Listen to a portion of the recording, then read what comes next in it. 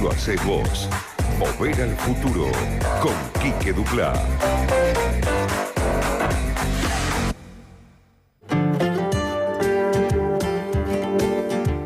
Pasaron de las 5 de la tarde, nos mantenemos en 30 grados, nos mantenemos en la patriada, nos mantenemos que vamos a estar hasta las 6 de la tarde, así que en eso no hay muchos cambios. Lo que sí cambió es que está sentado aquí a mi derecha, como Jesús, el querido compañero Sebastián Izquierdo. Buenas tardes, Sebi. ¿Cómo va? Acá andamos, Quique. No soy carpintero como Jesús. No, es un lindo oficio carpintero, ¿eh? Sí. Es un lindo oficio. En mi próxima vida me parece que voy a ser carpintero. Sí, hace mesa, boludez. Contame, ¿qué tema nos ocupa en esta jornada? En este tema nos ocupa un tema que se estuvo hablando mucho estos días, que se habló de Calvete, de Centeno, digamos, de los hombres de alguna manera de los servicios de inteligencia o que de alguna manera sirven como pastiche o como mano de obra para las causas políticas que hay en Comodoro Pi. Esa, como dice la marcha de la bronca, matan con descaro, pero nunca nada queda claro. Nunca nada queda claro. Bueno, en esas causas siempre hay ese tipo de personajes. Jorge Osvaldo Pacífico, el que lo denunció a Vudú por Chicón, es lo mismo, cara pintada y demás. Pero ¿quiénes son los cara pintada? Ajá. Pero para eso hay que hacer un poco de historia. El 10 de diciembre de 1983 asumió Raúl Ricardo Alfonsín. Sí, señor. Habló del Cabildo. Sí. No habló de la Casa Rosada porque quería decir que su gobierno estaba en la vereda de enfrente. Recuerdo, tanto mi mamá como mi papá no estaban juntos en ese momento, pero los dos me contaron la gran alegría, Yo estuve ahí. claro, de escuchar a Alfonsín, para inaugurar para los tiempos la democracia por 100 años, Sí. dijo, desde el Cabildo y desde hasta la juventud peronista. Cantó. Estaba Montonero ese día. Claro, Sí, había sí. Montoneros, Juventud Sí. Peronista, Sí. todos lo vivaron al doctor Alfonsín. Sí. En el único lugar donde no hubo alegría fue en los cuarteles. Ahí, claro. Para contar un poco qué es lo que sucede. La represión ilegal funcionaba como una especie de kiosco, y esto hay que explicarlo por cómo funciona la escuela francesa. No se puede decir taxativamente que todos los de arriba participaban en la represión y los de abajo no. La represión funcionaba como señores de la guerra. Había capitanes que se quedaban con una zona y a partir de ahí armaban grupos de tarea sobre los cadetes o sobre los jóvenes que tenían peor disciplina pero buena calificación. Entre ellos, por ejemplo, Astiz. Astiz casi se echado del liceo varias veces, pero era muy... si el oficial le decía tirate a la ventana, se tiraba a la ventana, para resumirlo someramente. A partir de ahí empieza la represión ilegal que se fue dando en distintos niveles y de distintas formas en todo el país. Desde el circuito CAMS, donde secuestraron y violaban mujeres, o de alguna manera donde hubo más persecución a adolescentes, hubo más de 200 adolescentes apareció en La Plata. En el caso de Benjamín Menéndez en Rosario hubo una gran persecución al Partido Comunista. En el norte hubo una persecución atroz a las ligas agrarias. Terrible, sí. Entonces, de acuerdo a la zona, había mayor persecución o no, de acuerdo a cómo era el señor de la guerra. Cuando Alfonsín le toca en 1983 y hace su acto en la cancha de Ferro, hay que pensar el juzgamiento, a ver cómo se juzga todo eso. ¿Cuál es el problema? Nunca la justicia civil o del propio país había juzgado a los propios responsables. Cuando se habla de los juicios de Nuremberg, no hay que olvidarse que el que pusieron los aliados en Alemania Occidental se llamaba Konrad Adenauer. Adenauer dijo, cuando asumió, o Alemania ajusta cuenta con su pasado o hacemos un país. Yo voy a hacer un país. La primera ley de Adenauer en el 50 es indultar a todos los de capitán para abajo que habían participado en las SS, en las SA, en el ejército alemán. De hecho, hubo hombres a fines de la década del 60 que fueron hombres del partido nazi que fueron funcionarios del gobierno. Mira. De hecho, hay varios libros que se han escrito y se habla del fracaso de la justicia de posguerra. Digamos, el juzgar a los nazis no es colgar a Goering. Hay muchísima gente que participó que la mayoría fue impune. Y es mentira que vino a la Argentina. Mucha se quedó en Alemania e inclusive en los Estados Unidos. Claro que sí. Entonces, Von Braun, por ejemplo. Pues exactamente, que era coronel de las SS. Mirá. No era... No era un pichi. Claro, no barría el campo de concentración. En ese marco, Alfonsín se pone con algo que hasta ese momento la historia no había hecho. Cuando le toca el juicio a las juntas y se lo manda al Consejo Supremo y le dice, a partir de ahora empieza a hacer los juicios de los subalternos, se estima que había unos 3.000, 4.000 oficiales que habían participado en la represión ilegal. Si toda esa gente va a juicio, hay un golpe de Estado. Porque la institución, que de manera corporativa, se defienden entre ellos. E inclusive había hombres que decían que los juicios tenían que pasar 20 años después de volver a la democracia. Lo decía Carlos Nino en el año 83-84. Pero ¿qué pasa? Cuando la justicia empieza a citar, los militares empiezan a decir, che, ¿hasta dónde llega? ¿Hasta dónde llega? El jefe del ejército se llamaba Río Sereñú. Río Sereñú lo va a ver Alfonsín en noviembre, diciembre del 86, junto con otros coroneles. Le dicen, presidente, ¿es necesario que usted corte con esto o va a empezar a tener problemas en los cuarteles? La Ereñú no es que lo amenazó Alfonsín, pero tuvieron una charla con bastante tensión. La ley de punto final pone como máximo 30 días. ¿Qué pasa? Los organismos de derechos humanos en esos 30 días hacen cualquier cantidad de denuncias. La justicia, para no quedar atrás, cita más de 400 militares. Entonces Ríos Ereñú lo vuelve a ver a Alfonsín y dice, indulto. Mientras yo sea presidente no va a haber indulto, le dice Alfonsín. Y entonces, ¿qué es lo que empieza? Se empieza a hacer el mismo mecanismo que se le hizo a Frondizi en el 62. Hacerle imposible el ejercicio de gobierno. Empiezan los atentados, empiezan los actos de insubordinación, o sea, ir minando por abajo. ¿Qué es lo que contesta Alfonsín con los pases a retiro? Eso se da hasta Semana Santa. Ahí, ¿quién llega? El benemérito teniente coronel Aldo Rico. Aldo Rico. ¿Pero quién es Aldo Rico? Aldo Rico, el hermano menor de Aldo Rico, murió en un tiroteo porque trabajaba en una banda de secuestradores. Ah, divino. Roberto Rico. Rico, que era un gran oportunista, que de alguna manera vio la posibilidad de plantar, decir eso, terminen los juicios contra los camaradas de armas porque él quería ser jefe del ejército. Hace la toma de Campo de Mayo, finalmente el que ganó fue Alfonsín en lo de Campo de Mayo porque la ley de obediencia debida en realidad era lo que se estaba negociando ya desde antes.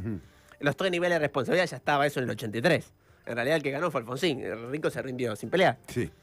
Bueno, ahí vienen los 3 alzamientos, cara pintada, el de Montecaseros, el que fue en Misiones, y a partir de ahí empieza un acto de insubordinación completa del ejército. ¿Qué es lo que pasa? Hay, en la justicia, lo que empieza a hacer los de arriba, negocian su impunidad, porque están vinculados al poder. Entonces malvenden a los oficiales que están por abajo. Entonces empieza una especie de corte horizontal en el ejército, en donde empieza a haber amotines, amotinamientos. La gente lo recordará. Mi vieja siempre me contaba que sus últimos años de Alfonsín fueron años muy caldeados con el ejército. Sí, sobre todo esa Semana Santa. Claro. Y no hay que olvidarse que muchos de ellos, inclusive el propio Ríos Ereñú, terminó estando en cana por robo de niño. Sí.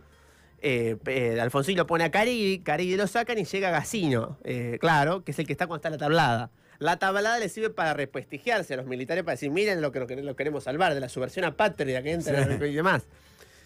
Ellos ya sabían por la inteligencia militar que iban a atacar la tablada. Lo dejaron ahí para hacer la respuesta. Sí. De hecho, Balsa dijo que los podían sacar con gas a los chabones de la tablada, porque estaban muy mal armados y muy mal organizados. Claro. Era una banda de salames. Claro, era una banda de pistoleros. Sí, claro. Es más, el que estuvo ahí, Jorge Baños, era un abogado que no sabía usar un arma. Sí, claro, bueno. Belgrano también era abogado y sin embargo hizo cosas como la gente. Está bien. Bueno, Eve siempre decía que lo habían matado afuera y le habían tirado el cadáver adentro. Sí, puede ser, puede ser. Así que bueno, nunca lo sabremos.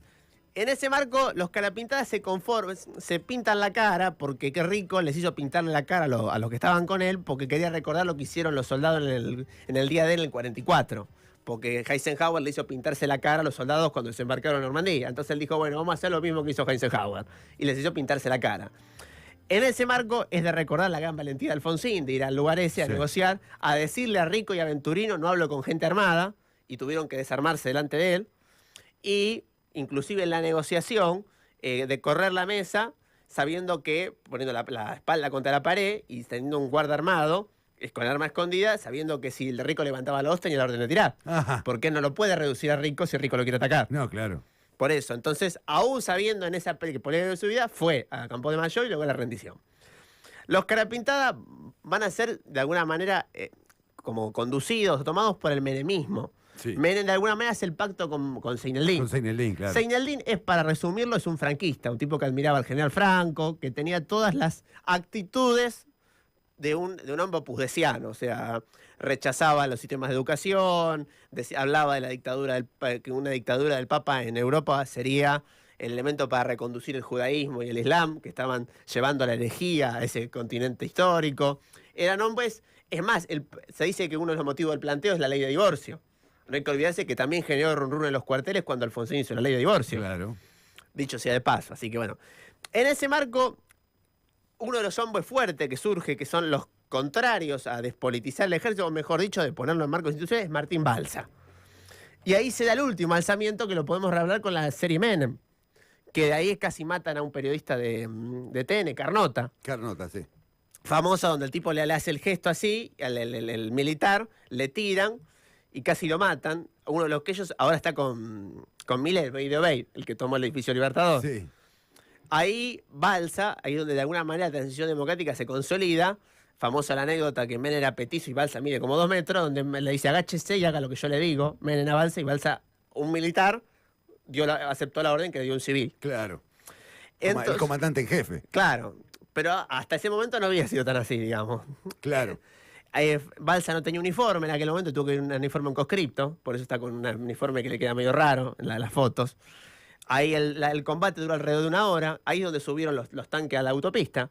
Claro. Porque el alzamiento se iba a hacer en el edificio Libertador y en el regimiento de San Isidro. En el regimiento de San Isidro, el general Monier, que era el general que tenía que tomar eso, perdió. Entonces agarró y subió los tanques a la autopista. Cuando subieron los tanques a la autopista, pisaron un colectivo.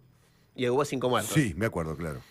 Y ahí, cuando vio que la rendición en el tiroteo que utilizaron las vallas de la cancha de River para tirar a donde estaba en la autopista, porque los tanques estaban en esa zona, ahí es donde se rinde y Monier se pega un tiro. Ah, ok. Hizo bien. Claro. En realidad, Balsa le dijo a Menem que para poner la disciplina aplique la pena de muerte a los rebeldes y Menem no quiso. Y sí. Y sí, después los indultó. Claro. De hecho, Seinaldín terminó muriendo en su casa. Sí, claro. Que, de hecho, se pasó cerca de la cancha de Vélez, cerca de Versalles. Vivía Bueno, igual está muerto, ya no lo calienta. En ese marco. Y ahí es de recordar la aplicación de la disciplina de Martín Balsa. Y ahí también es recordar que Balsa es el que hace la autocrítica en el año 95, el que pide perdón. Claro. Y él dice, si un hombre hace órdenes inmorales, es deber del soldado incumplirla.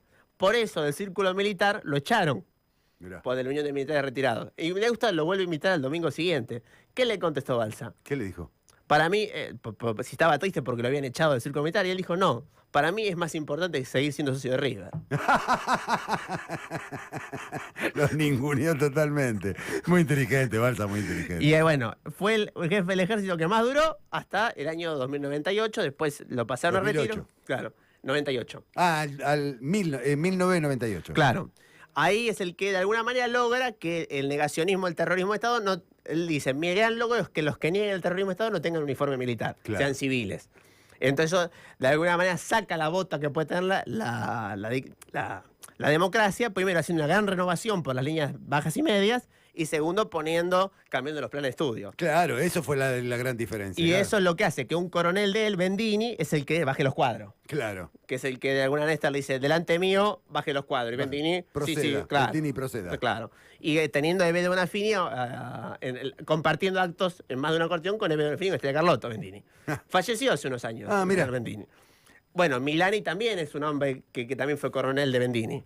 Ah, ok. Digamos, de una línea nacional, industrialista y demás. Es hincha de Boca. Bueno.